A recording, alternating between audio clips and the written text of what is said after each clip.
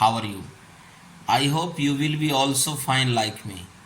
Now let's talking about an important fact of economics, बाजार संतुलन। जी हाँ, आज हम लोग इकोनॉमिक्स का एक शानदार फैक्टर बाजार संतुलन को जानने की कोशिश करते हैं। बाजार संतुलन को जानने से पहले हम लोग जानते हैं संतुलन क्या है। उसके लिए एक साधारण सा उपाय है, आप एक तराजू लीजिए, तराजू के दोनों पलड़े पर कोई सामान रखिए। जब दोनों पलड़ा बराबर हो जाएगा तो आप देखिएगा तराजू का ये डंडा बिल्कुल सीधा हो गया, मतलब इधर जितना सामान है उतना सामान इधर भी है। नतीजा क्या हो गया? तराजू का ये डंडा बिल्कुल सीधा हो गया है। इससे पता चलता है कि दोनों तरफ सामान क्या है? बराबर है। इसी को कहते हैं संतुलन। यही हाल बाजार के साथ भी होता है। अब आप इसको ऐसे समझिए, ब्लॉक चौक या पेट्रोल पंप के बाजार में प्रत्येक दिन 30 किलो चीनी का खपत है, यानी ग्राहक जो है 30 किलो चीनी रोज मांग करते हैं ग्राहक के द्वारा। अब पेट्रोल पंप या ब्लॉक चौक का बाजार क्या करता है? 30 किलो चीनी उपलब्ध करा देता है, यानी जितना ग्राहक का मांग उतना जो है चीनी की पूर्ति कर दिया बाजार ने। तो 30 किलो ग्राहक का मांग है और 30 किलो चीनी जो है दुकानदार भाइयों ने यानी बाजार ने पूर्ति कर दिया। तो जितना मांग उतना पूर्ति, जितना मांग उतना पूर्ति, यही हो गया बाजार संतुलन। है जरा सा भी दिक्कत? अब इसको थोड़ा चित्र के माध्यम से देखिए। सस्तवा चीज लोग ज़्यादा खरीदेगा, जानवे करते हैं हम लोग। 1 टका किलो था तो 50 किलो चीनी फटाक से उड़ जाता था, तुरंत खपत, है ना। जब चीनी का दाम 2 टका किलो कर दिया गया तो चीनी कितना खपत हो रहा है? 40 किलो। इसी से आप मने मन समझ लीजिए कि लोग घट रहा है, दाम बढ़ रहा है तो लोग घट रहा है, दाम बढ़ रहा है तो लोग घट रहा है। ये तो हम लोग जानवे करते हैं। सस्ता कर दीजिए, बाजार में कोई सामान आया एकदम पुरान धुन खरीदेगा, दाम थोड़ा सा बढ़ा दीजिए, 100 मोला करेगा, बिक्री नहीं होगा, है ना। 1 टका किलो था तो 50 किलो चीनी बिक जाता था। 2 टका हुआ तो 40 किलो चीनी बिक रहा है। 3 टका हो गया तो 30 किलो चीनी बिक रहा है। देखिए कैसे भाग रहा है सब, ग्राहक सब फिरार हो रहा है। 4 टका किलो कर दिए तो 20 किलो बिकता है। अब 5 टका कर दिए तो 10 किलो। कहाँ थे? 1 टका किलो था तो 50 किलो तक बिक्री हो जाता था। 5 टका किलो कर दिए तो मंटिया ठंडा हो गया। अब कै किलो बिक्री हो रहा है? 10 किलो। लेकिन इसमें एक चीज़ आप और गौर से देखिए, ये तो जैसे जैसे दाम बढ़ा तो कहते हैं कि आप देख रहे हैं कि धीरे धीरे मांग क्या हो रहा है? घट रहा है। स्वाभाविक है कि जब दाम बढ़ेगा तो खरीदार घटेगा, दाम बढ़ेगा तो खरीदार घटेगा। लेकिन एक चीज़ क्या होता है, दाम बढ़ने के बाद बड़ा बड़ा होलसेलर सब, डिस्ट्रीब्यूटर सब, बड़ा बड़ा थोक जो सामान रखता है, डीलर सब, जब दाम बढ़ता है तो सामान को भी उतना पूरा कर देता है अपने गोदाम या होलसेल में। आप इसको ऐसे देखिए, जब 50 किलो तो 1 टका किलो था तो 50 किलो तक चीनी बिक जाता था। लेकिन उसमें क्या करता था बड़ा बड़ा व्यापारी सब? चीनी कम रखता था, 10 किलो रखता था। जब 2 टका के दर से चीनी का दाम हो गया तो चीनी कितना यहाँ पे खपत हो रहा है? 40 किलो। 10 किलो शॉर्ट मार दिया, 40 किलो। लेकिन होलसेल वाला सब क्या कर रहा है? अब 20 किलो गोदाम में माल भर के रख दिया है। यानी जैसे जैसे दाम बढ़ रहा है, ये चालाक दुकानदार सब अपने अपने गोदाम में माल को भर रहा है। अब आपके दिमाग में होगा कि कीमत बढ़ रहा है तो माल को काहे भर रहा है दुकान में? उतना नहीं भरना चाहिए, रिस्क नहीं लेना चाहिए। एक तो कीमत बढ़ रहा है, ऊपर से और माल को अपना दुकान में होलसेल ये गोदाम वगैरह में ठूस रहा है। ऐसा क्यों कर रहा है? इसको आप ऐसे समझिए।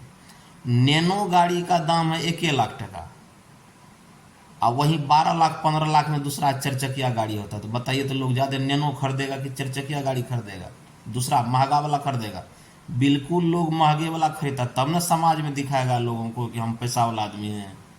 और सस्तवा जब खरीदेगा, 1 लाख टका वाला नैनो कार खरीदेगा तो लोग ये कौन कार हुआ? गरीब आदमी का कार, फालतुआ। तो उसका कोई वैल्यू देगा नहीं। मोटरसाइकिल 1 लाख वाला है और मोटरसाइकिल 2 लाख वाला भी है। आप देखिएगा, लाख टका वाला मोटरसाइकिल पे भी लोग चढ़ता है और 2 लाख वाला पर भी। लेकिन ज़्यादातर लोगों का मन किधर रहता है? 2 लाख टका वाला हो जाए, उसको पर चढ़ेंगे तो लोग कहेगा ना पैसा वाला आदमी है, थोड़ा वैल्यू बढ़ जाएगा। अब कपड़े में ले लीजिए, 500 टका का कोई कपड़ा पहन रहा है तो उसको लोग समझेगा वो ही साधारण है। वही 5,000 का कोई कपड़ा पहन रहा है तो उसको मन में क्या होता है, ना हम कुछ हैं, पैसा वाला, अच्छा समाज में मेरा जो है स्टेटस वैल्यूएशन बढ़ेगा। तो इसी का फायदा उठाकर बड़ा बड़ा व्यापारी क्या करता है, जैसे जैसे दाम बढ़ता है अपने होलसेलर गोदाम में माल और ठूस ठूस के उसको क्या करता है, बढ़ा लेता है। हीरो होंडा का दाम 1 लाख, पल्सर का दाम 2 लाख, लेकिन बाजार में बेसी पल्सर ही नज़र आता है, क्योंकि उस पर बैठने से सामाजिक स्टेटस, उसका वैल्यू बढ़ जाता है। यही नतीजा है कि जैसे जैसे कीमत बढ़ता है, चालाक व्यापारी लोग अपने ही होलसेल में गोदाम में उस माल को बढ़ा लेता है। यहाँ देखिए 1 टका किलो था तो 50 किलो चीनी बिक्री होती थी, लेकिन दुकानदार क्या रख रहा है अपने यहाँ, मात्र 10 किलो माल रख रहा है। 2 टका हुआ तो कितना रख रहा है चीनी, है ना, 2 टका किलो हो गया तो घट गया, यहाँ पे 40 किलो की बिक्री है। 3 टका हुआ तो 6 किलो, जैसे जैसे दाम ऊपर चढ़ेगा बिक्री घटेगा, लेकिन यहाँ माल को क्या कर रहा है, एकदम पूरा गोदाम में भर रहा है। यहाँ देखिए 1 रुपया किलो तो 50 किलो चीनी की बिक्री होती है, लेकिन दुकानदार चला कितना रख रहा है गोदाम में, 10 किलो। 2 टका किलो है तो यहाँ पे 40 किलो का बिक्री हो रहा है, लेकिन ये क्या कर रहा है, माल भर के रख रहा है 20 किलो। 3 टका किलो हो गया तो कितना हो गया, 30 kg बिक्री हो रहा है, लेकिन ये क्या किया, अपने गोदाम में 30 किलो माल भर रखा है। यहाँ देखिए मांग 30, आपूर्ति 30, ये दोनों बराबर हो गया ना, इसी को कहा जाता है बाजार संतुलन। यहाँ पे क्या हो गया, बाजार संतुलन।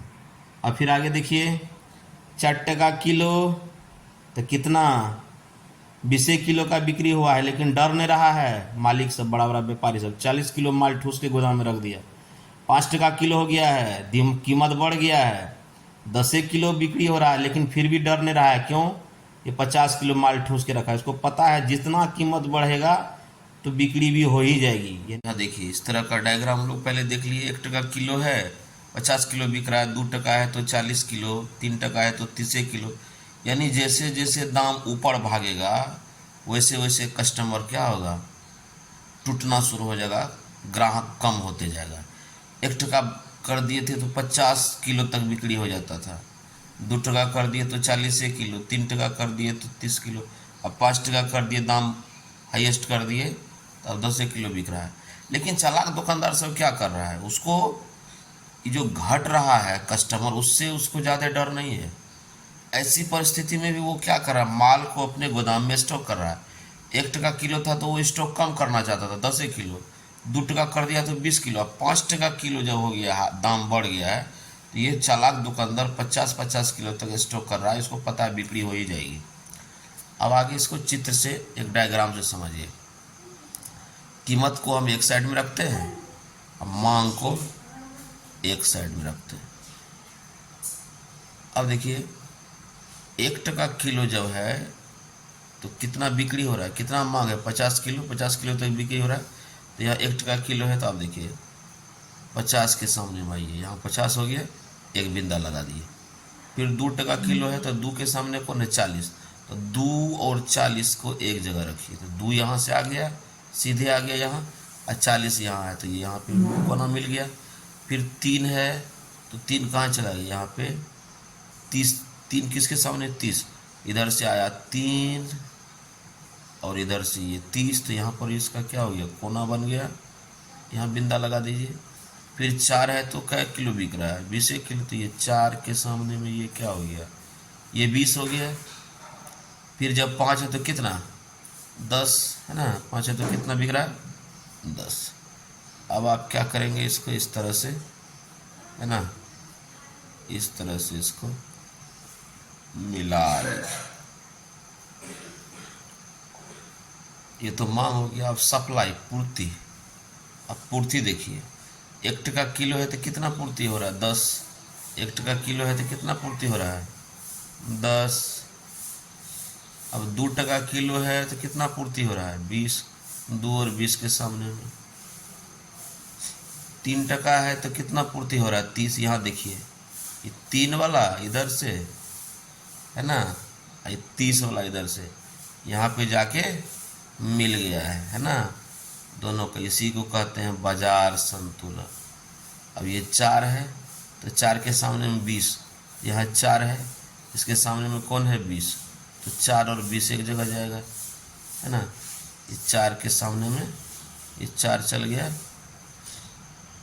है ना। 4 के सामने में कौन है? सॉरी 4 के सामने में, सॉरी क्षमा करेंगे, 4 के सामने में 40 है। तो ये 4 के सामने में 40, धीरे धीरे कहाँ जाएगा? 40 यहाँ, ये 40 यहाँ, और ये 4 इसके सामने यहाँ आ गया। फिर 5, यानी 5 के सामने में कितना पूर्ति? 50। तो ये हो गया 5, पूर्ति कितना रहा? 50। ये चला जाएगा यहाँ, और ये 50 के सामने मिल गया। अब इधर से जो था ये बिंदु, इस सबको आपस में मिला लेंगे इस तरह से, है ना। तो यहाँ पर ये आपस में कटा, इसी को कहते हैं बाजार संतुलन।